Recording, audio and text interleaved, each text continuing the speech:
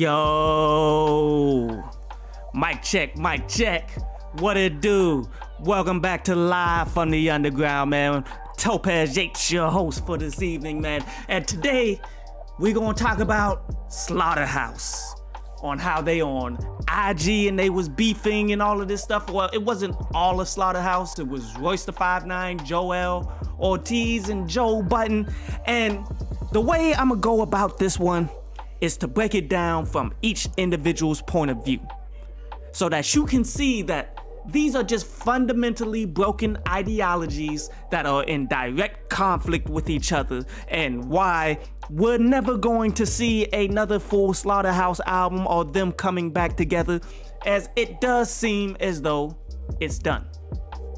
Sad to say it, because of the potential and everything that these guys could have been, but at the end of the day, potential energy must turn kinetic or it ultimately becomes nothing. If you understand what I'm saying, all my science cats out there. But okay, where did all of this beefing on IG come around? Like, where did it all come from? It all started with King Crooked, Joel Ortiz is dropping their own quote unquote Slaughterhouse album, as it's going to be entitled The Rise and Fall of Slaughterhouse, that has the logo of Slaughterhouse burning on that joint. And this is supposed to be dropping March 11th, 2022, which is next week, right around the corner. Now, keep in mind, the burning logo, people caught feelings on that. So, always understand that. But so, okay. My personal feeling about that, though, in terms of the artwork and all that stuff, that's artistic expression. See, but where it's all like, it's all business. This is the thing that people need to understand, that business is what's coming before all of this. Now, me personally, I'll take the whole WWE route. You did? Like, how many times have you seen the WWE set fire to their own logo, make some different logos, break it apart and all that stuff, just for them to sell you that much, then come back around and like the very next week and still be selling you the WWE logo and the merchandise and all that stuff? Like, ultimately, when they start saying things like, oh, you're dismantling everything that Slaughterhouse was about and all of that stuff, what that is, that's people getting emotional about a brand and all of that stuff. But it's more emotional that you don't like what this individual is doing and you have your own issues with this person. As it doesn't shock me to see that Joel Ortiz and King Crooked are doing their own thing. Now, them taking the name Slaughterhouse and doing that, yeah, I can see that that's somewhat wrong, but it's not like this hasn't happened before. Go all the way back. Think, who would? For all of my people that actually watched the Temptations movie from way back when, like, it's must watch, because everything that these individuals are going through in all the music industry, you see it all done with the Temptations back in the, what was it, the 60s, 70s? But so, the Temptations, there was one point in time in that movie where there was two Temptations. One was led by David Ruffin and Eddie Kendricks, who got kicked out of the Temptations for them being super egotistical, aka exactly what Joe Budden is doing, but I'm getting ahead of myself. While you got Otis and Melvin with the original Temptations, they were both touring at the same time, and legally, there was nothing that Otis and Melvin could do to stop David and Eddie from touring with the name, because they were members of the group. So therefore, there's so many members of the Temptations group, it makes sense that there would be a spin-off Temptations group when they couldn't get together and actually do things the right way. Joe Budden in the IG's like, yeah, man, we haven't seen anybody do, like, people within the group dissing each other and being mad at each other since, what, Eazy-E and Ice Cube, which is true. That happened back then, but as you can tell, old rappers, they don't listen or pay attention to what the new rappers are doing. Like, this is not anything new. like as of late, you got who? YBN Corday and the rest of YBN had the issues. They didn't go full-fledged dissing or anything like that, but yet the dismantling of YBN ultimately came about the same kind of way that all of this happened. There's nothing new under the sun, as Nas would say. But to continue where this is all coming from, see, the new Slaughterhouse, I guess, Joell Ortiz and King Crooked, they dropped this single Backstage. One that I kind of wanted to touch on, man, but I never really got around to it. Backstage is kind of hot. Love the production. Honestly, I love the honesty. I love the way they were spitting on it, man. That was one of the better songs that these individuals have come together to do. And they've been dropping a lot. Not all of it has been pristine level of quality, but this one was fire. Where what they're talking about is the behind the scenes of Slaughterhouse, you feel me? Like how fun things are being on tour, doing shows with your homies and all that. But after the tour ends, what happens? We really don't know until you begin to see what these people are talking about. They're saying, yo, after it's over, we don't hang out, man. We don't do anything. We don't really talk to each other. It's really back to business as usual. But where I see the most people catching, where I see Royce and Button really catching offense, you dig? Where they really caught offense was King Crooked's false, where he's pretty much going biblical about how he's coming in and ending it all. Like, ooh. And I feel him. I feel him on that. Like, I would somewhat catch offense, like if you trying to come, you're coming through saying I'm dismantling the supergroup instead of actually like going about it how it really happened. Like, okay, they dismantled back in 2000 and was it 18?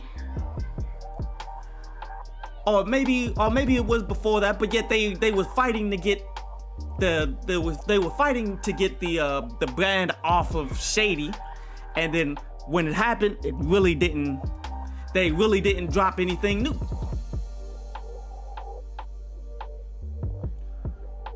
But I mean, and in that grand scheme of things, man, let's just face it. This is the supergroup that never was. The supergroup that did nothing special. All the individuals in there, they can spit. Let's not deny them. But individually, Joe Budden, I guess you could say, is the bigger act. He did much more with his career than anyone else in there. And all due respect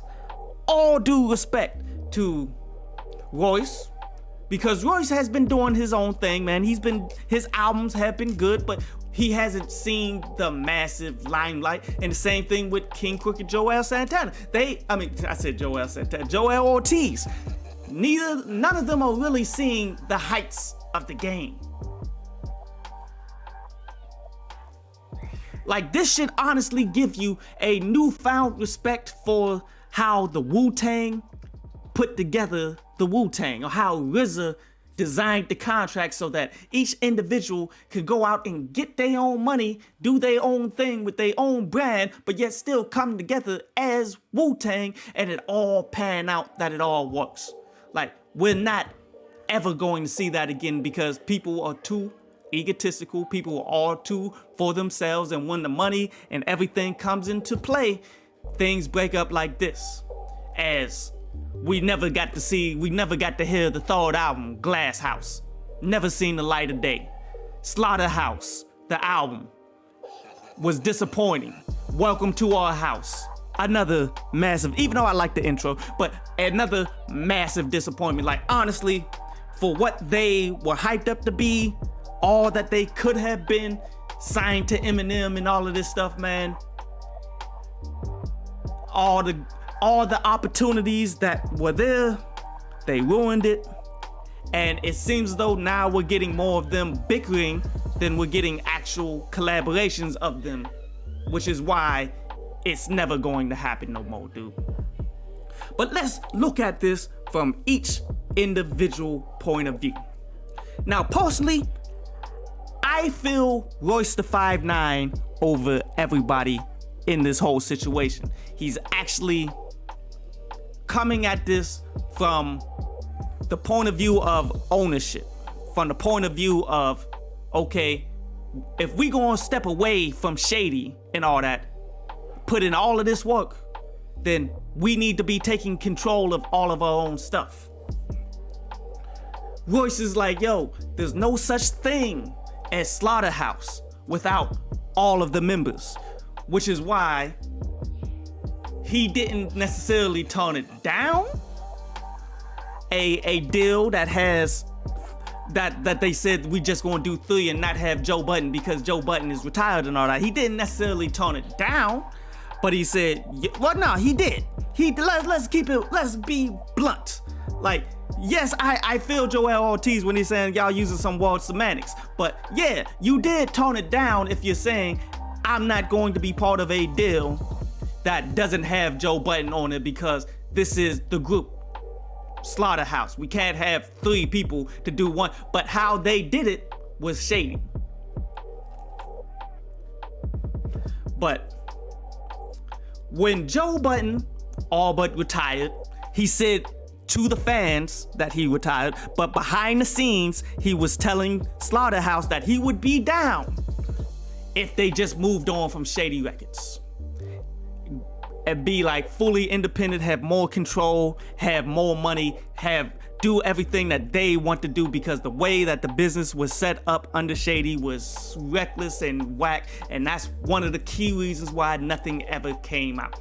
And this is one of the reasons why I tell people all the time, you have a dream that you want to get signed to your favorite rapper. It never ends the way you want it to end, because 1, the record labels are only here so that they can get paid off of you. 2, your favorite rapper, the person that you have respect for, when you actually get to see the get down, when you actually get to see how they are maneuvering out here, and you realize, yo, these big artists, Jay-Z, Eminem, Dr. Dre, Ludacris, everyone who's ever seen a certain amount of power within a record label, they're going to put forth all of the promotional dollars, all of the focus towards whatever it is that they're doing, and you will be on the back burner. They will expect you to go ahead and do it yourself. They're not going to give you the attention that you feel as though you need, because their attention is on themselves.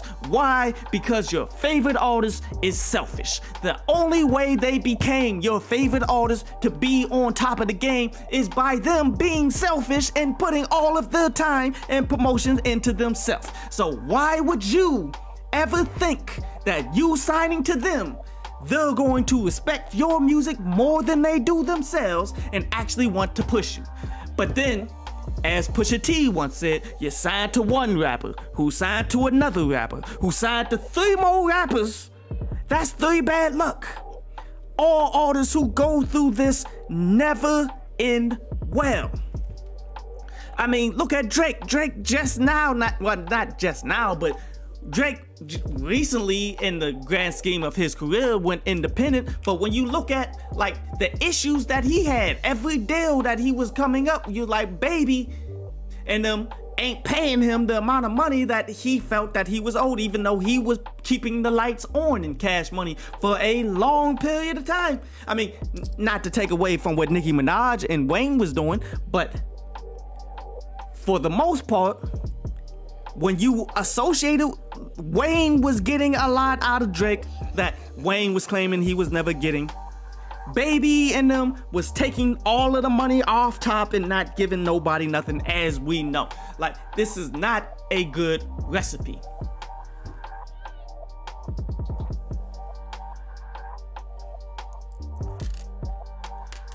But okay, so Royce's whole point of view is like, look, if you're building a building, an apartment tenant with 3 others, brick by brick, and all of you have 25% equity in that building, and that building is worth millions, but yet the value of that building, it drops because it needs renovations, aka your label ain't putting you out, you need to update, you need to go ahead and flip, you need to get up out of your situation. You and your partners, you're all sitting up, all 25% venture owners. You're all trying to figure out the next plan of attack. You're trying to figure out how you're going to go about this to be able to find your next success. But yet, somebody comes in and offers a bag because there's momentary weakness. There's separation. Somebody can step in and offer a bag and tell them like, look, why don't y'all just come over here and build a new building? We'll give you this bag for it. But the catch is, you got to burn down that first building. Like, you got to make sure this is the Slaughterhouse right here. That Slaughterhouse, burn it down, tear it down, doesn't matter. Royce the 5'9" ain't for that. Like, you're not going to sabotage what we built for all of these years and made it into being something worth millions that we can still pick up and do more things with.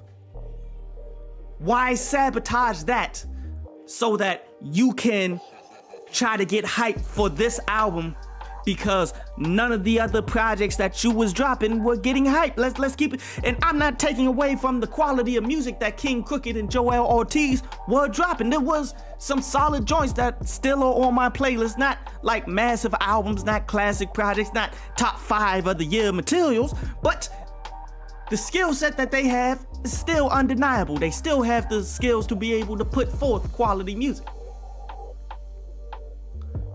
But Royce is like, yo, how is you going to drop a song this backstage where it comes off and you Crooked Eye, and you King Crooked coming out talking about, oh, I'm burning down, I'm dismantling everything that Slaughterhouse ultimately built up? That's messed up. That is messed up. And I feel Royce on that. Now, the side of it that I'm like, yo, but y'all ain't really doing much with it though, Royce.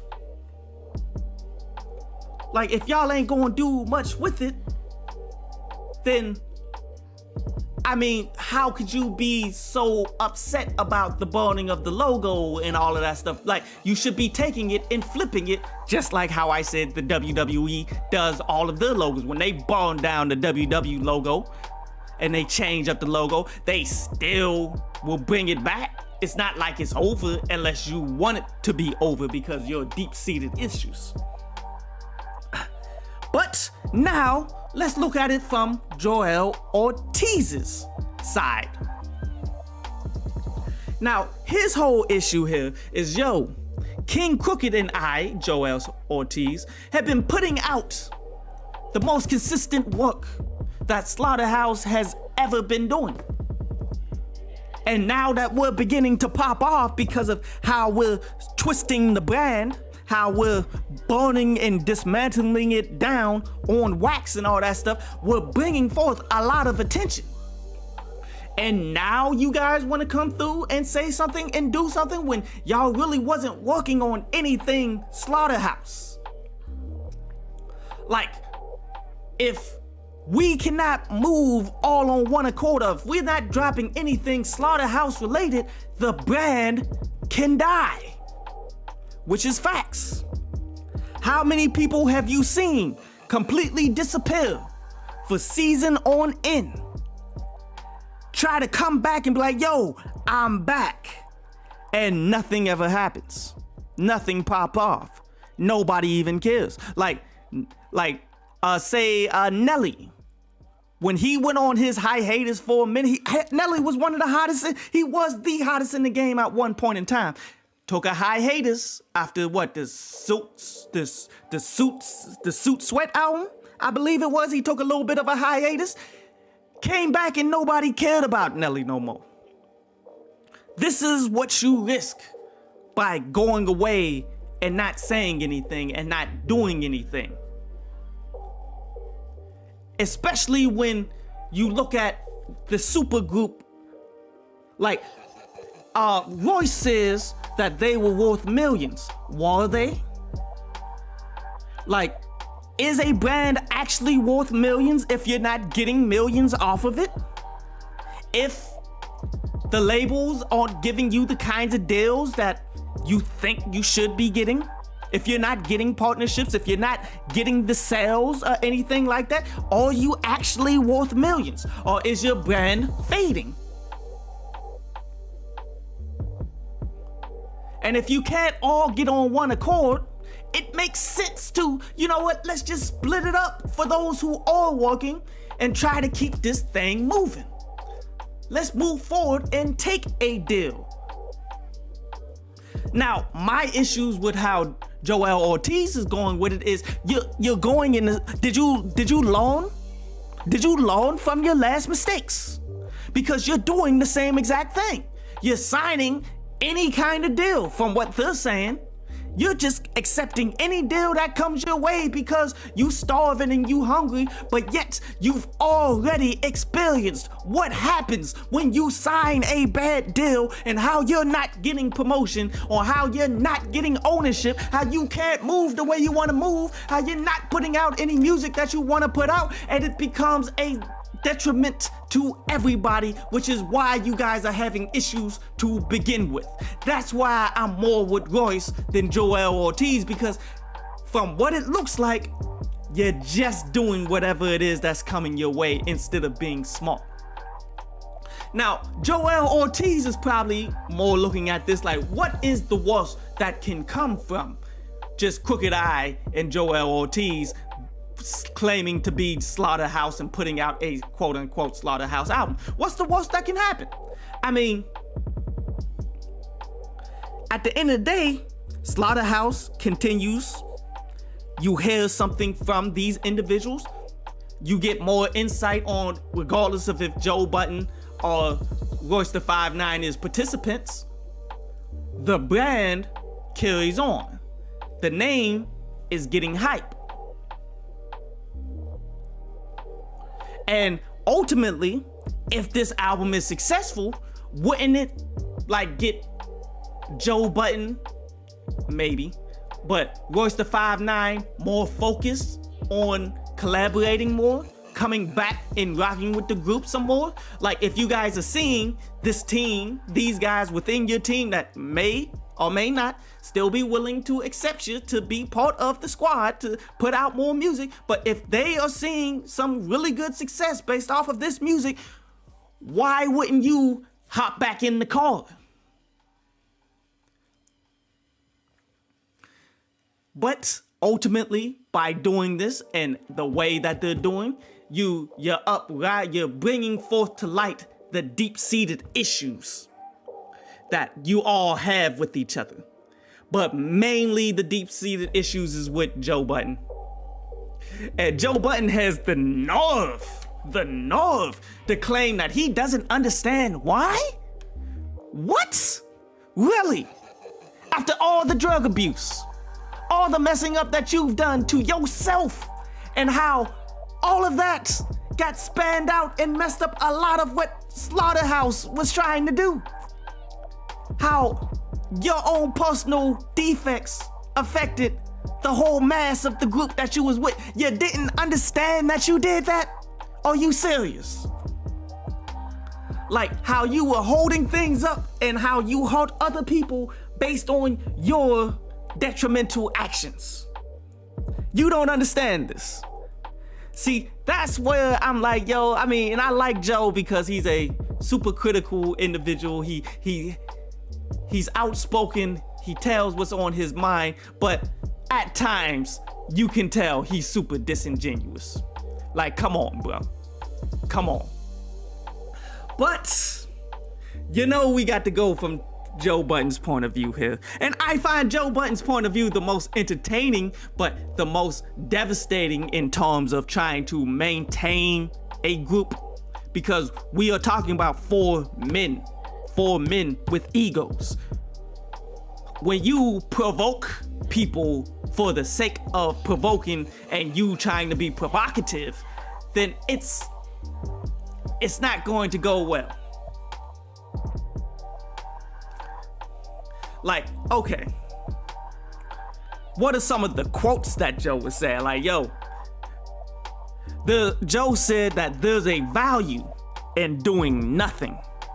And this is true. This is true. There is value for putting your brand to the side until everything lines up right for you to come back and hit the hardest that you can. And we see this in Dr. Dre, who disappeared for so long, but when he came back, he did a Super Bowl. He did a Super Bowl on a level that people still talking about it now. It's gonna go down in history as one of the best Super Bowls. Man, the kicker for the Bengals is catching flack for wanting to come out and watch the Super Bowl performance. And I don't blame him, because I would have did the same thing. I don't need, even if I was like a key player, like kickers don't need to be at halftime. They just have to kick the ball, fam. But if I'm somebody in an important position, I'm still gonna watch that Super Bowl halftime show, because why not? Like, I'll catch flack for it, maybe even get cut from the team. I don't know. But if I'm doing well, I'm cool with it. That was epic. That's the example of leaving your brand alone until it's the right time, and when you come back, you hit them harder than ever. That's a great example of when it goes right. But as I said, there are way more examples of when it goes wrong, when people disappear from the limelight, come back thinking that, yo, I can just do it like I used to do it. We can just do this the way we've always done it. You feel me? We can come back bigger, better than ever. Y'all are not Dr. Dre. Y'all did not ever do anything on close to that level. The biggest record to come out of all of Slaughterhouse probably is still Pump It Up. And that's a Joe Budden solo song that really didn't do anything. In the grand scheme of things, Slaughterhouse has wasted the opportunity, maybe, and it wasn't deliberate. It was because of bad business. It was because you were signed to a label that you really shouldn't have been signed to. Yes, a lot of bad things happened that postponed and messed up the buzz, but that doesn't take away the fact that you messed up one of the biggest buzzes that we've ever seen a super group, if it was actually a super group, had since Wu-Tang. Another thing that Joe Budden was saying, yo, fans are idiots. Like, what? Like, I mean, maybe as the podcaster, Joe Budden, you can get away with saying that because that's what his whole brand is. But Slaughterhouse? All y'all got left are your fans. You ain't got nothing left in Slaughterhouse but your fans keeping you afloat. You cannot be coming out talking about how your fans are idiots. You're an idiot for saying something like that. Point blank period. Your fans is the only thing that's keeping that brand alive. Now, Joe Budden, as his own brand, he can get away with saying that. Because he's Joe Budden, he's the podcaster, he's critical of everything and everything. So people expect that from Joe. But that is not a good look in terms of trying to help build and make this group come back. You feel me? That's some I'm done with the group because I'm bigger, so I can say whatever I want to say now. That's not a good look.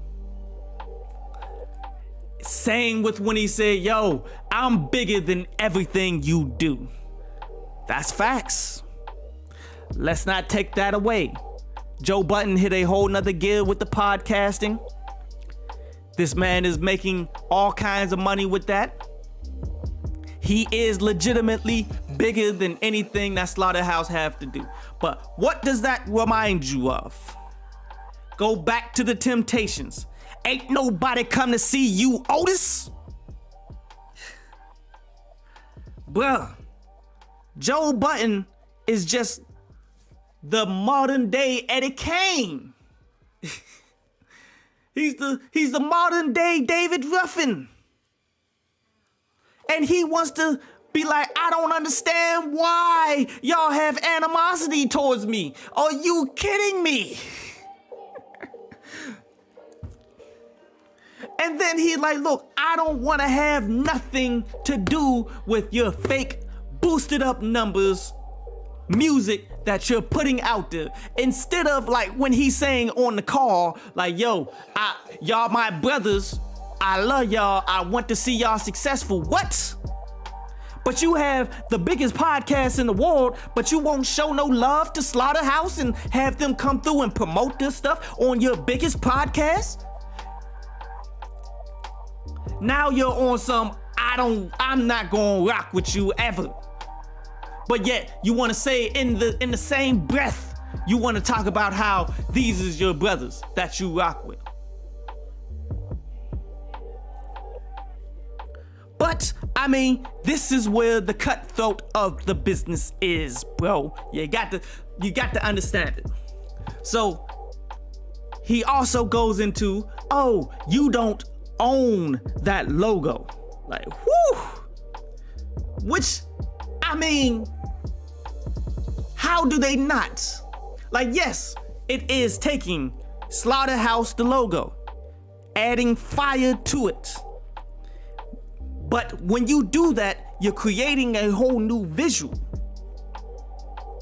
Now, it is taking one thing and adding in, like, you are taking from something to create something new. That's what sampling is. So therefore, no, that's not a 100% owned label, owned logo by Joel Ortiz or King Crooked. But it can be a spinoff that if you weren't in your feelings about what they was doing, that all of y'all could profit off of and make it into something more. But no, he's in his feelings, as Joe Budden is known to be, from time in and time out, because he's David Ruffin. So therefore, he's going to go out of his way to crap on it. And then Joe Budden, the most notable thing that's been all over everything, you feel me? What everybody is ultimately pointing at. Joe Budden saying, yo, your album can SMD. And that's the Google Analytic YouTube nice way to say it. I'm not going to support you and this clown show that you are putting out there.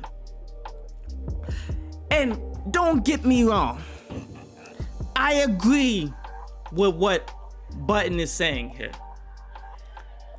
It's hard to support somebody within your team that's creating something that's trying to go out against your own squad. Now, someone with vision who's not emotional, you could go ahead and run with that. Like there's another old school movie for those of you who may not have seen. It's called The Five Heartbeats. There was a point in The Five Heartbeats where there was two of the members, they were beefing, and they ended up fighting on stage in front of all of their fans, ripping up their clothes, the suits, like they used to have to wear suits and stuff in order to perform as a whole, and they had to stand next to each other, do the dance moves and all that stuff. But they were beefing because stuff that was happening on tour. You know, you're using up all my deodorant, you're eating up my food, you're using, like, you all around and taking all my chicks and all that stuff. So they end up fighting on stage. The manager, being cool and collected, like, yo, you gotta teach these boys how to use everything that they do.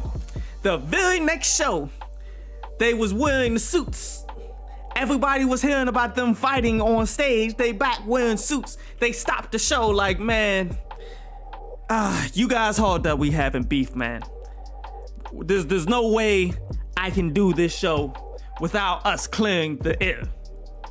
Then they came to each other ripped off the shirts, ripped off the top suit, and underneath they had shiny suits, and they started doing the dances, and all the chicks is going wild and all of this stuff for back in their time. Well, you use everything that you do. So if you're having beef within the group, you can use that to promote the group. If you're not so emotional and so emotionally tied to disliking these individuals because you have deep-seated issues, you can see that everything you do as artists will bring hype and help promote and help sell. But I can see Joe Budden not wanting to be a part of this, but him of all people who has a podcast that does nothing but controversial stuff, how can he of all people not see the value in this to help promote this on his own stuff so that he can build up more of his own legacy, build up more of his own brands, and bring his people along for the ride that his podcast is ultimately seeing? How can he not see the value in this? How? He's Joe Budden. He's David Ruffin. He's Eddie Kane. He's so selfish that everything has to be about him that he can't see a golden idea if it's slapping him in the face. And it's sad. It's really sad. Joe Budden is kicking a lot of truth based on contracts, based on, okay, we need to be on some self-ownership. I'll come back if need be, but I'm not rocking with them over there because they're ultimately just being like slavers. He didn't say that, but can we say that they're not? That's why Joe Budden and Royce the 5'9" are on such good terms that they can come together and not be arguing on a live. Because they're both on the same accord, like, yo, if we gonna do this, let's do it for real. Let's go ahead and get this ownership. Let's go out here and do it ourselves because we are veterans in this game. We can do it the right way. Now, we do not see King Crooked's take because he's not part of the whole thing. And I don't want to speak for him when he could speak for himself. But he's clearly, because he's rocking with Joel Ortiz, he's clearly on the side of let's go ahead and make something happen. Let's get this money out here. Let's quit playing. But he's taking it into a dark path, a lyrical path, an interesting one that has gotten the buzz, one that has gotten a lot of interest. Like King Crooked, the way he's doing it, can't take it away from him. It's smart. They can build from that if they were out of their feelings.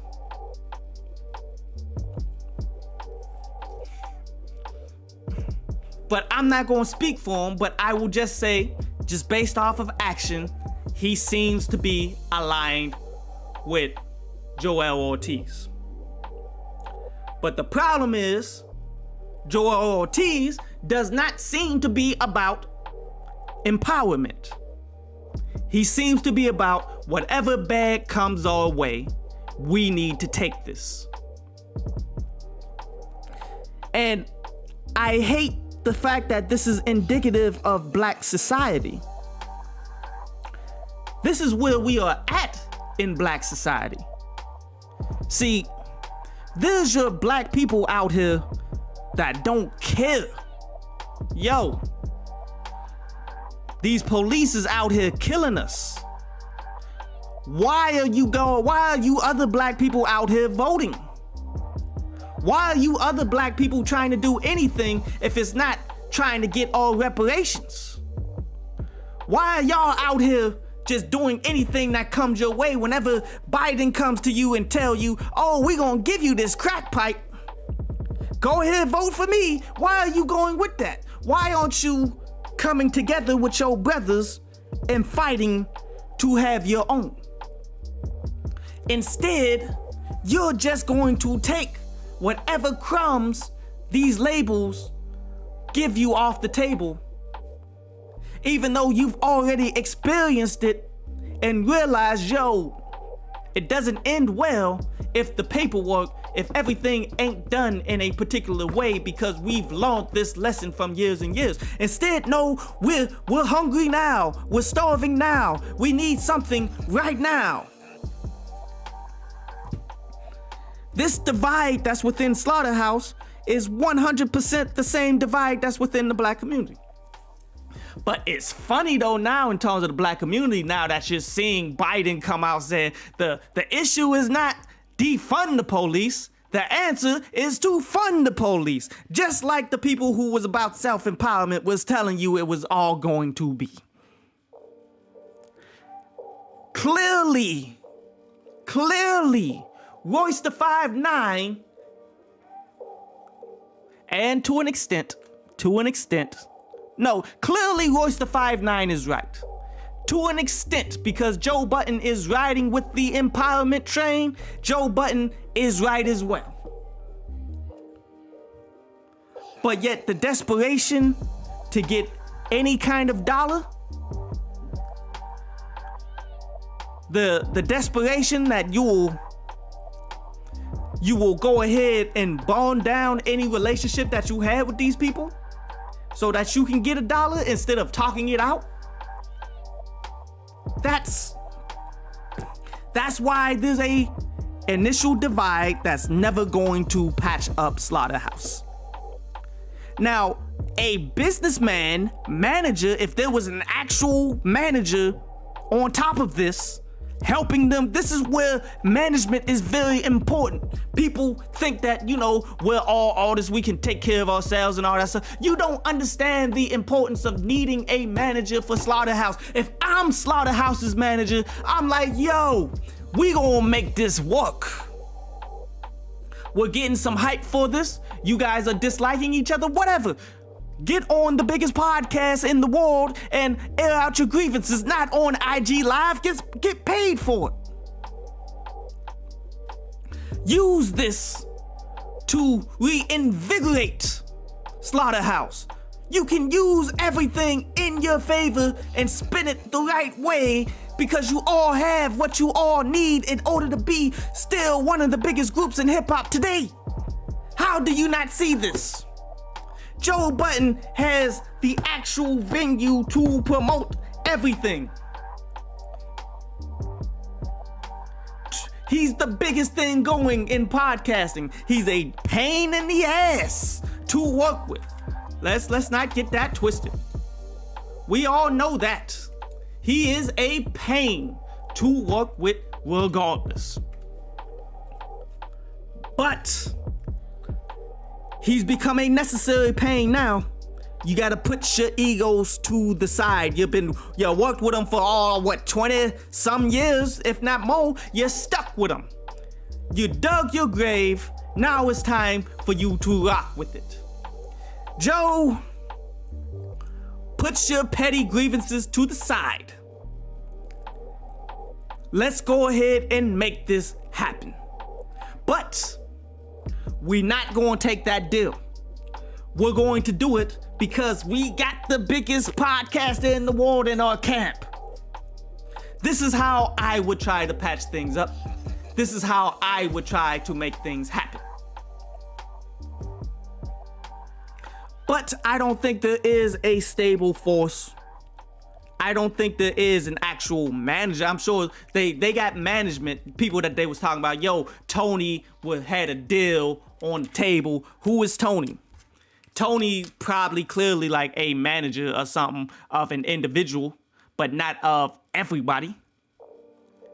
There's no one person that they all look to that can put the law down to actually help all of these individuals. And I mean, there comes a point where grown men, like I said, they're all grown men with their own grown careers, deciding to take things into their own hands. There comes a point where these individuals are not going to want to listen to anybody. They have their own visions on what they're trying to do, but that's the first domino that falls to break up an entire group that could have been great, that could still be doing amazing things. But now time has passed. As I said, the last project came out 2018. That's 4 years ago. You know how many artists have come and gone in 4 years? You have any idea how much the game has changed in 4 years? Like, sure, trap and drill music is still on top, but the same artists from 2018 who was budgeting and becoming the next hot artist, a lot of them are no longer there. Some of them actually did get a little bit of longevity, but most of them didn't. The game doesn't seem to be going back into more of a direction of what the lyrical New York rapper, like New York in particular, has been going more with the UK bass type sound with Pop Smoke and Fivio, I think it's 504. New York is trying to go more in that direction because they're riding waves instead of actually doing their own thing in the city, minus, say, a Joey Badass. If Slaughterhouse were to come together, get all of their issues under control, and come back to do something for each other, if they were to do that overnight, do you think they're going to get the same reception that they had when they first dropped the Slaughterhouse album? You think people actually care anymore? That amount of caring is out the window. I honestly don't think the rise and fall of Slaughterhouse is going to do massive numbers. I think it's going to do better because of the drama that's being attached to it. I think it's going to do better than all of the other projects that all of these individuals have been releasing. It's going to do better than that because of the bickering and the beefing that's happening right now, because this whole IG Live, instead of it being used on the podcast, which could have got you way more viewers, that could have helped you get a lot more viewing, Joe Budden, that you dropped the ball on. This, in its own right, is going to go ahead and help promote that. It's going to do some numbers, but it's not going to be anything much more. Like, because y'all missed y'all window of opportunity, the max you're going to get is the fans that you still have, that you calling them stupid.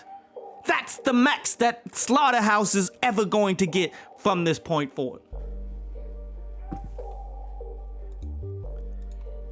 And that's just the reality of it. Why? Because you guys dropped the ball. You guys were not invested into this, actually doing it. 1. 2, you signed crappy deals with the wrong individual, thinking that because he's Eminem and you look up to him lyrically and all that stuff at the time, y'all done fell out with Shady and all of them after. But because you looked up to him, you just signed anything that came your way instead of being about your business, when you actually had the ability to be about your business. And this is an important thing for all new and upcoming artists. You trying to get into the game, you have to be about your business out the gate from the beginning, because your window of opportunity, your window of buzzing, ain't no telling how big it's going to be, how long it's going to stay open. Nobody knows how much the interest in your artwork is going to actually be there.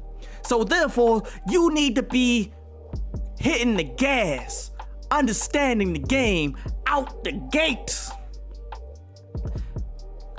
But that's where the record labels get us. Because record labels, they don't go after the people who are wise out the gate, who know what they're trying to do, who are actually listening to people. Who do they target? They target the starving, poor, young, black act, who, because of the poverty, because of the hunger, they are able to craft the best music that they possibly can. But yet, you can take full advantage of them because they're so desperate for anything that they will sign anything. Not understanding that advances must be paid back. You can get $100,000 to $200,000 advance today, but you have to pay that back. And not with cash money. You pay it back with a percentage of the album. You're only getting 3%, 3 to 4% of each album sale. So each album, if we saying just a legitimate album sold for $10, you're getting what? Out of $10, 4% would be what? 40 cents? Or am I talking? No. Yeah, I think it's about 40 cents would be what? 4% of $10.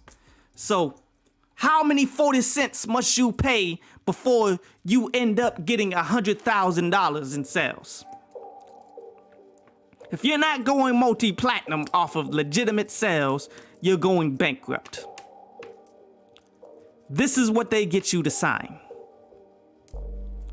And you don't understand it, but because, oh, we got this check right here that I'm going to blow on some nonsense. I'm going to blow it on some jewelry.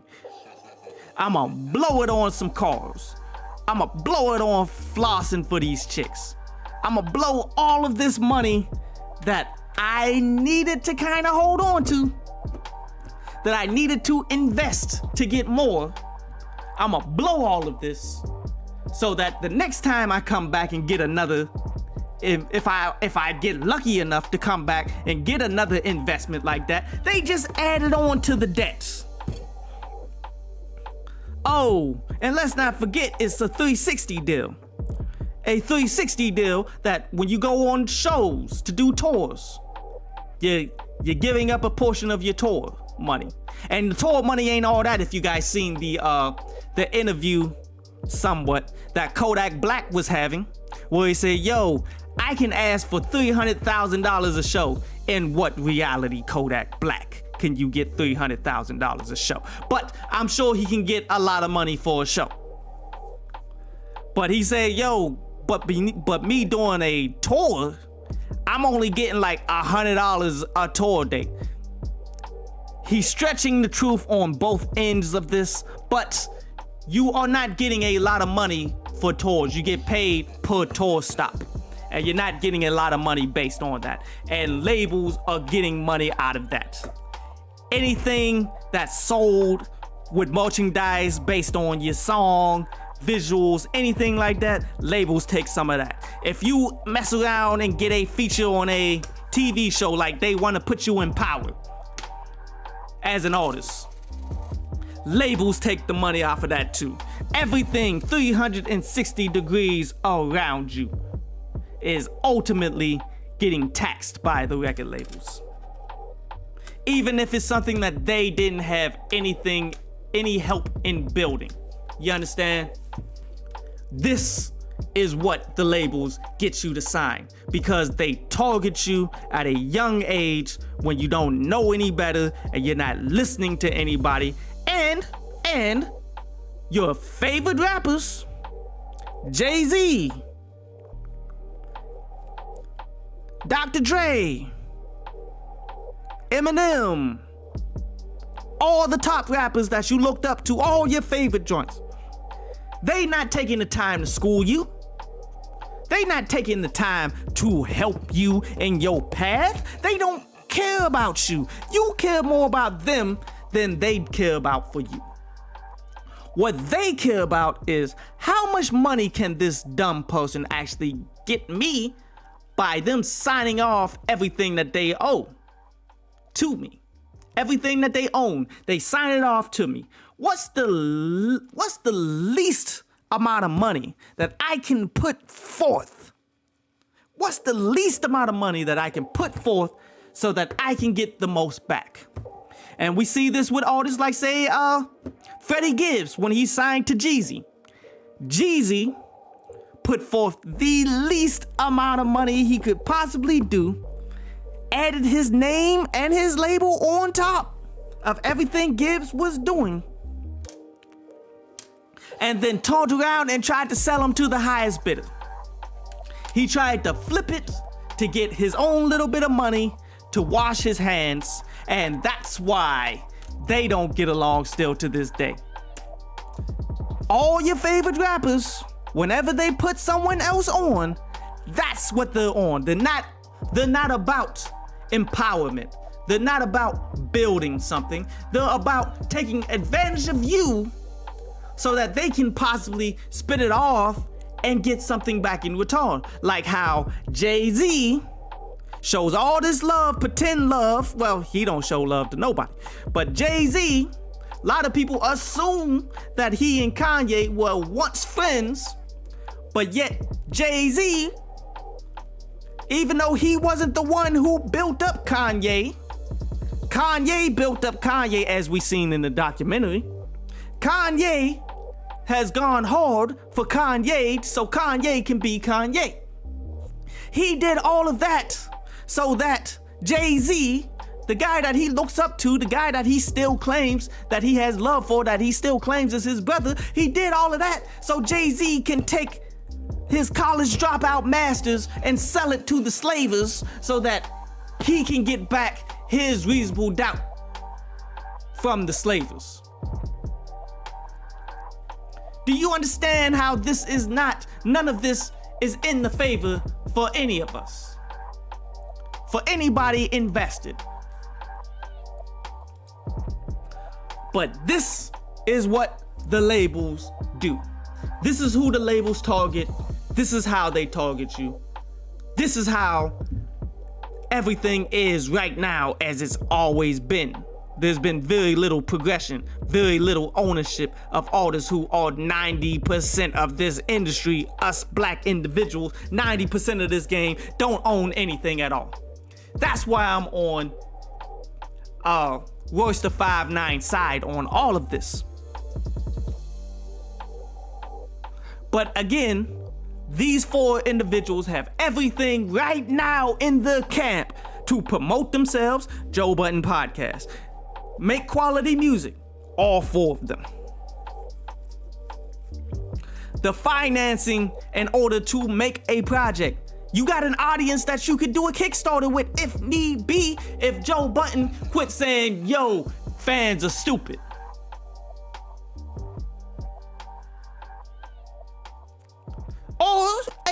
Or go ahead and get an advance from Joe Budden.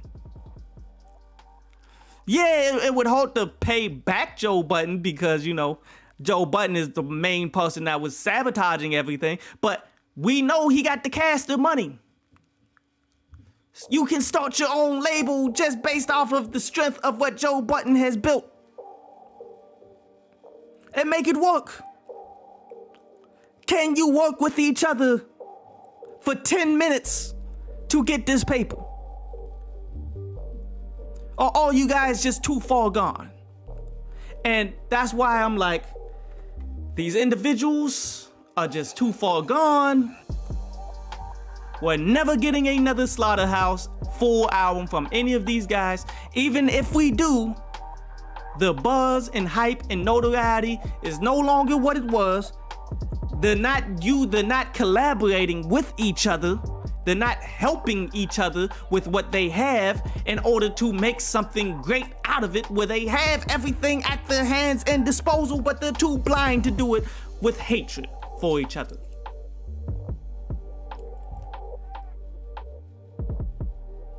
And it disappoints me. It disappoints me to no end because these individuals had the potential. These individuals had everything at the disposal. They still do have everything at the disposal to at least make waves as independents, to at least get a good living as independents with your own shows, with your own label, with your own promotion, they have the ability to do any and everything that they want to do, but they refuse to do so. And there's no going back at this point. The separation is too deep. It's too well ingrained. It's the same separation that I see with black people in America as a whole. Even though Royce the 5'9" side is clearly the right side, but still, there's gotta be a side. There's always sides for some reason instead of them coming together.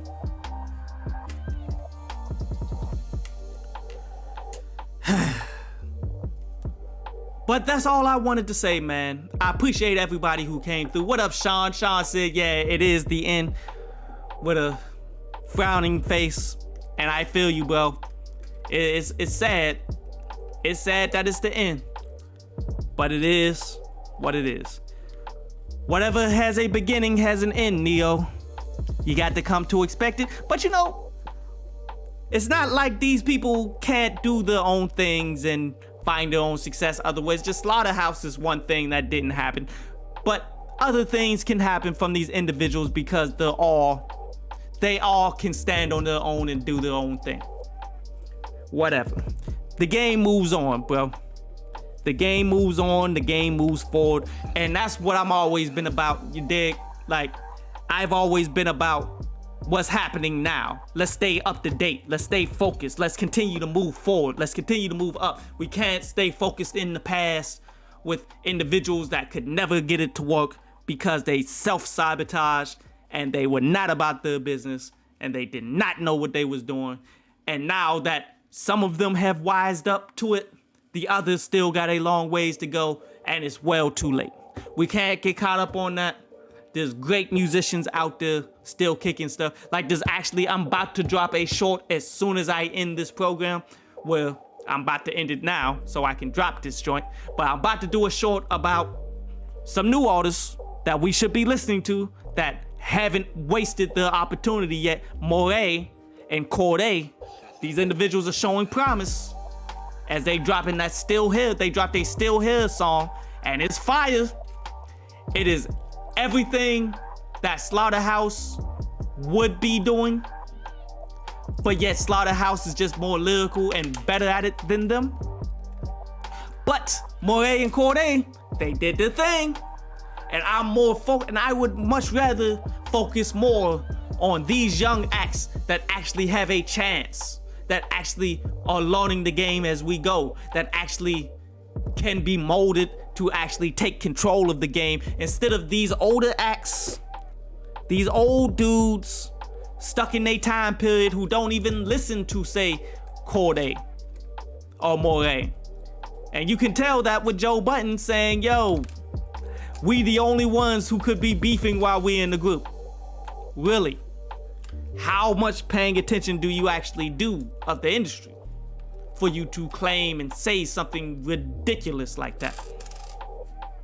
But whatever. I appreciate you guys showing up, man. I wanted to do more live streams this week, man. I really did, but wasn't much to actually talk about. But there's always gonna be more. Whenever something interesting comes out, you know I'll be there. But I'm about to post this short and maybe go out grab me something to eat or something, man. But appreciate y'all, man, for showing up. All 34 playbacks in the description, and everybody that's going to watch this later, I appreciate you. Catch y'all the next one in a minute.